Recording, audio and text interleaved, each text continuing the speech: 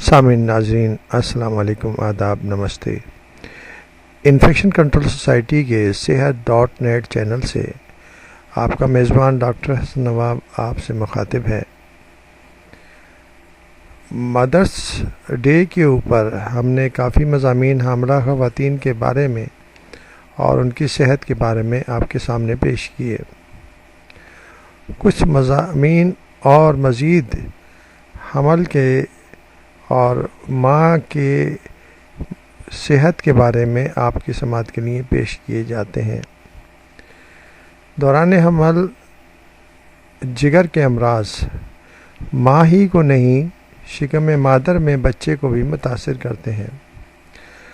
یعنی کہ اگر ماں حاملہ ہے، اگر کوئی خاتون حاملہ ہے اور اسے جگر کی کوئی بیماری ہے، لیور کی کوئی بھی ڈیزیز ہے، تو اس کی وجہ سے اس کے جسم پر تو ظاہراً سب اثر پڑتا ہی ہے، بیماری کا اثر ہوتا ہے، لیکن شکم مادر میں جو بچہ ہے وہ بھی متاثر ہوتا ہے۔ تو اس حوالے سے ہم آپ کو معلومات آسان زبان میں دینا چاہیں گے۔ حاملہ خواتین میں جگر کی خرابی یا اس سے متعلقہ امراض عام ہیں اور طبی ماہرین انہیں عموماً 3 حصوں میں تقسیم کرتے ہیں۔ پہلے حصے میں جگر کے وہ دائمی امراض شامل کیے گئے ہیں جو کسی خاتون کو حمل سے قبل ہی لاحق ہوتے ہیں، یعنی پریگننسی ابھی سیٹ نہیں ہوئی، اس سے پہلے ہی وہ خاتون جگر کی بیماری میں مبتلا تھیں اور اس کا انہوں نے پراپر طریقے سے کوئی علاج نہ کرایا تھا، اور جو زندگی کے جو مسائل ہیں اور اس کے ساتھ یہ سب کچھ خواتین کو جھیلنا پڑتا ہے، لیکن تشخیص یعنی کہ ڈائگنوسس نہ ہونے کے سبب ان کی موجودگی کا علم ہی نہیں ہوتا۔ یعنی کہ بیماری تو ہوتی ہے، لیکن اگر حاملہ عورت ڈاکٹر کے پاس یا کسی طبیب کے پاس یا کسی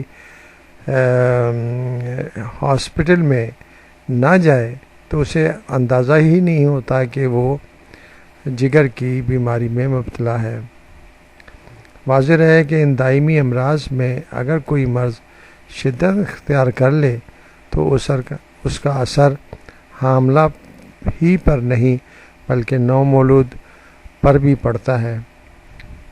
دوسرے حصے میں وہ عوارض شامل کیے جاتے ہیں جو دوران حمل یا پھر حمل کی وجہ سے لاحق ہو جائیں، یعنی کہ جب حمل ٹھہر جاتا ہے تو اس کی وجہ سے بھی جگر کے اوپر اور لیور کے اوپر مضر اثرات پڑتے ہیں، اور اس کی وجہ سے اگر کوئی چھپا ہوا مرض پہلے سے موجود ہے وہ ظاہر ہو جاتا ہے، اور حمل کے دن بڑھنے کے ساتھ یہ عوارض بھی شدت اختیار کرتے ہیں۔